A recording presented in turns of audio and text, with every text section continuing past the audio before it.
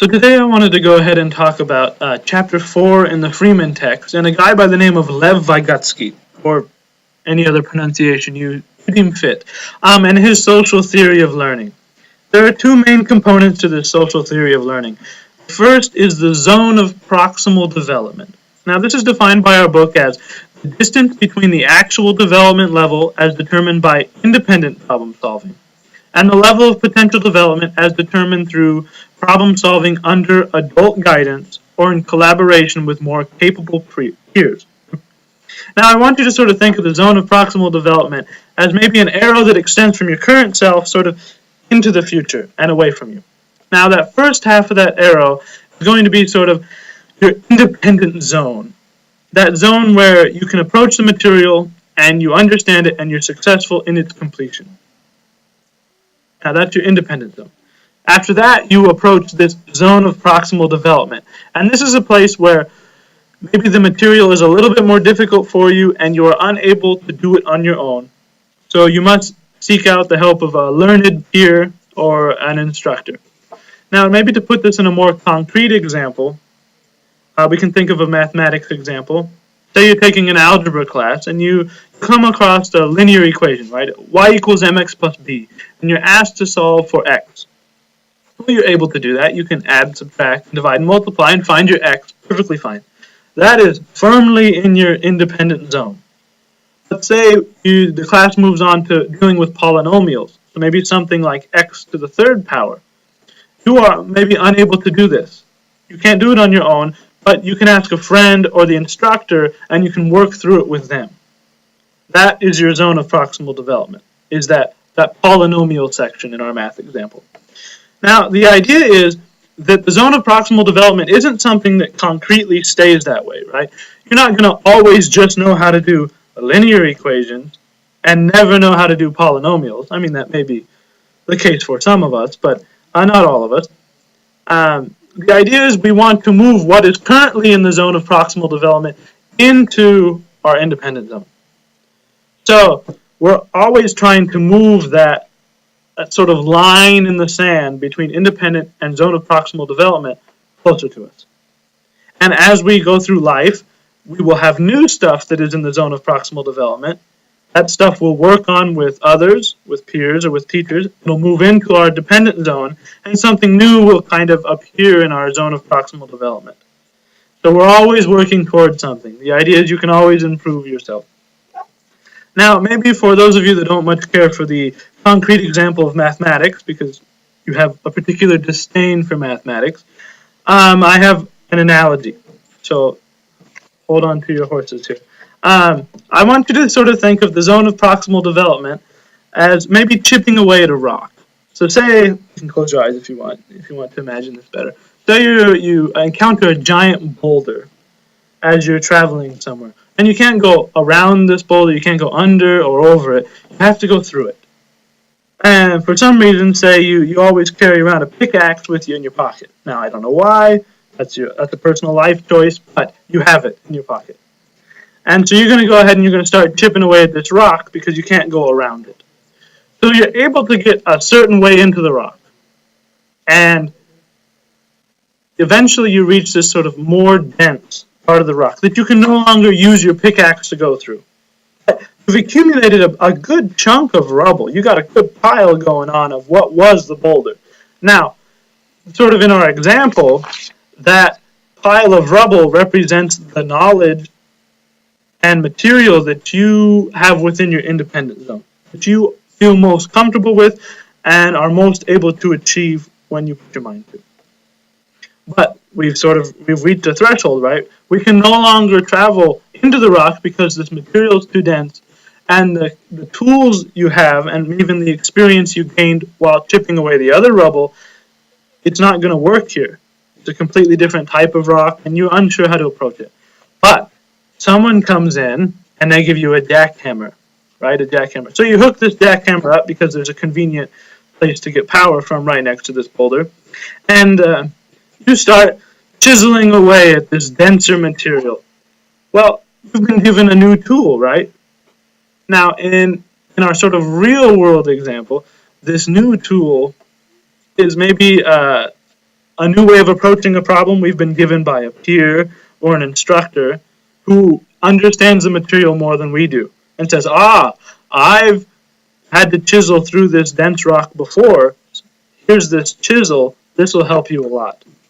And so in our analogy here, you have your individual zone, which was when you had your pickaxe and you were able to chip away fairly nicely at that rock and make a pretty good rubble pile.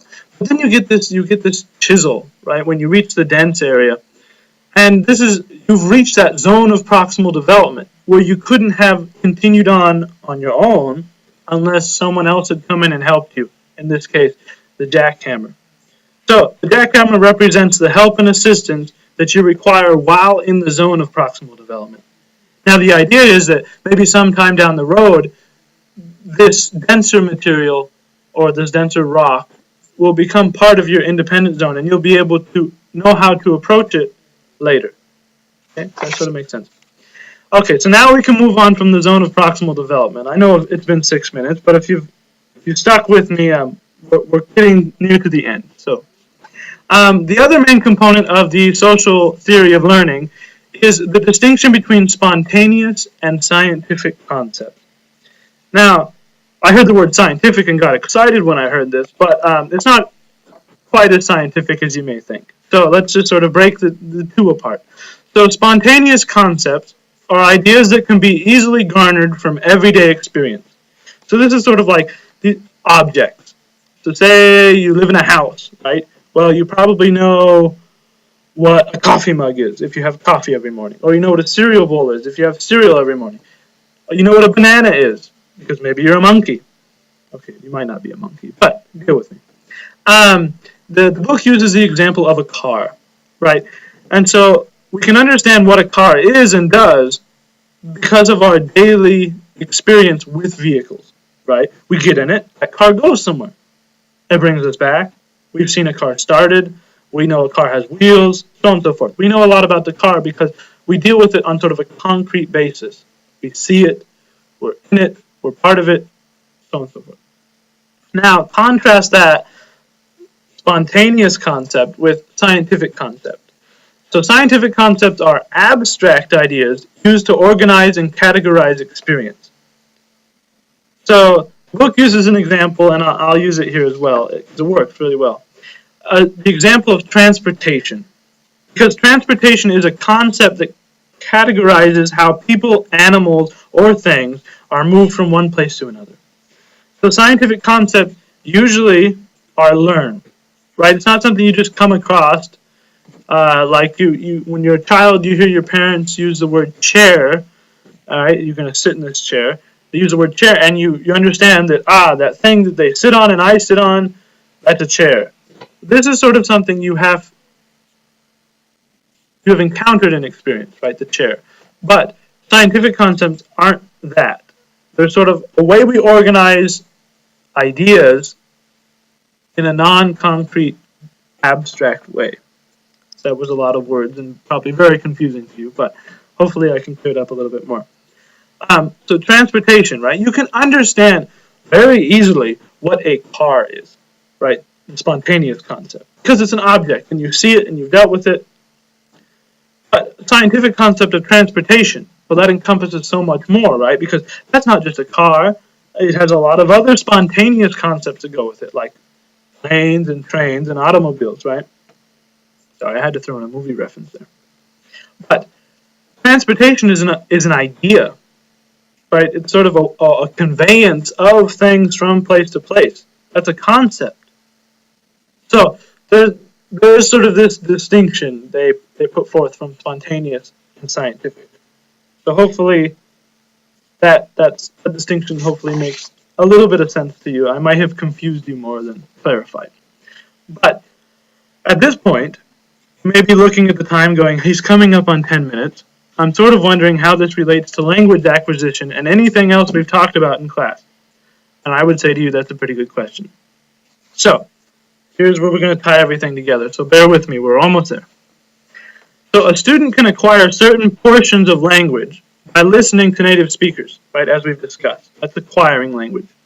And can be immersed in the language, right? So you're in a place where one language is primarily spoken, and you sort of have to learn to deal with that language because you're immersed in it. Right? The only way you can get by is learning enough to get by. Okay. But as we've already discussed in class, there's also part of language that is learned. And that is where we sort of enter this idea of the zone of proximal development. Because you've been able to acquire a certain type of language prior to having to learn anything. Right? You've been able to do that on your own. And a lot of those are going to be your spontaneous concepts, right? Objects or things. Right?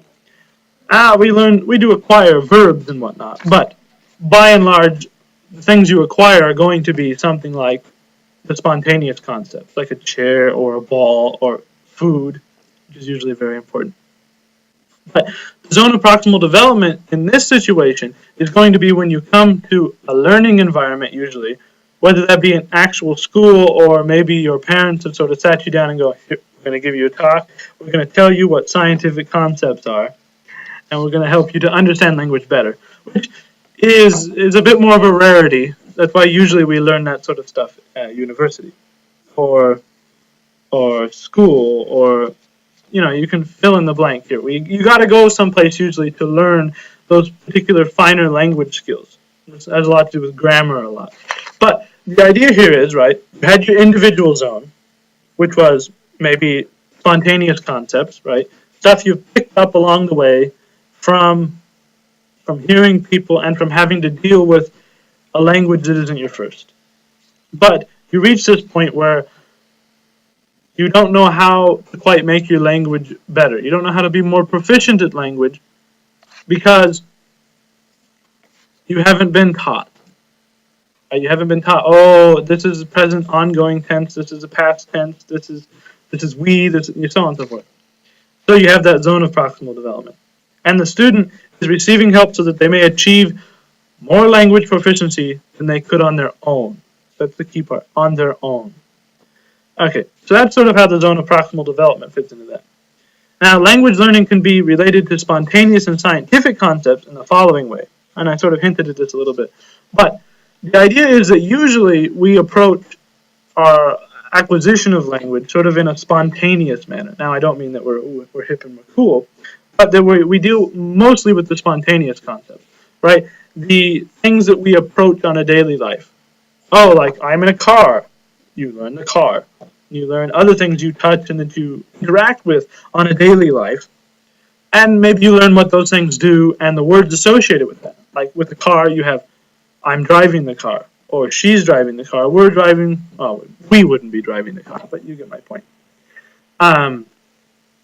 So the idea is that you sort of learn word groups associated with what you have to deal with on a daily life.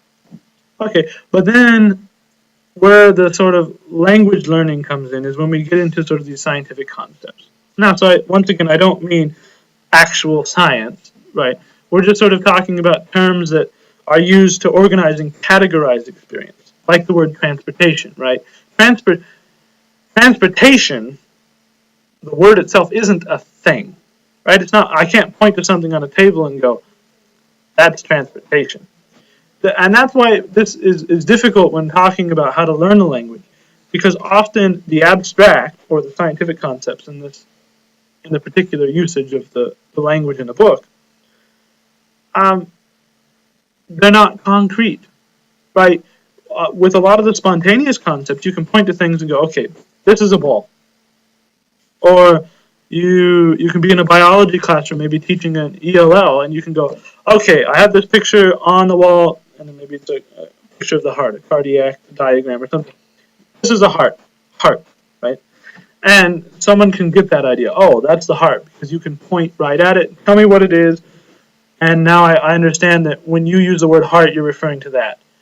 But if you use a more abstract term, and I'm drawing on a blank other than the one provided in the book of transportation, you can go, okay, transportation, and you can bring that word up in some class or whatnot, maybe a history class or something like that.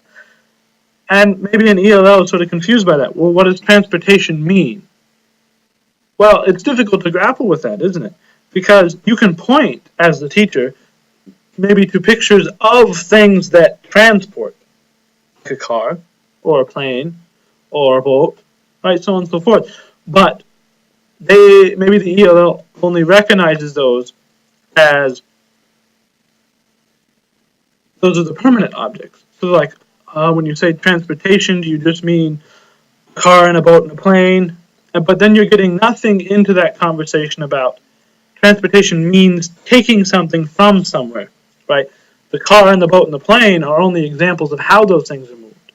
So, I mean, we sort of get into trouble with semantics, right? The way we use words, but this is why learning language, or teaching language in our case, is sometimes very difficult, because once you get into that abstract region of language, you're really at the deep end of the pool without any floaties. Forgive me for that odd example, but it's very difficult to convey that idea. Right? This is transportation, and to explain that transportation in a way that the ELL will understand, right? And that hopefully will make sense, at least from your perspective as a teacher. And that's sort of the big challenge we have, right, in learning language, or teaching language, I guess, in our case. I keep saying it the other way, I'm sorry. But now we'll try and come up with a conclusion real quick, right? So the idea is that the zone of proximal development and the idea of both spontaneous and scientific concepts is really important to both how we learn, right, just learning things in general, and how we learn and acquire language.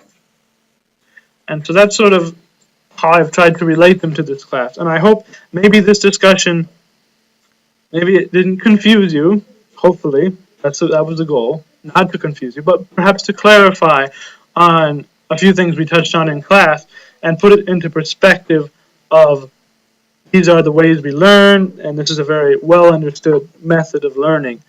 So hopefully, this will be my last statement, hopefully through today's video, you have been able to better understand how the zone of proximal development and the social theory of learning help us to better understand how language is both learned and acquired. So thank you for listening.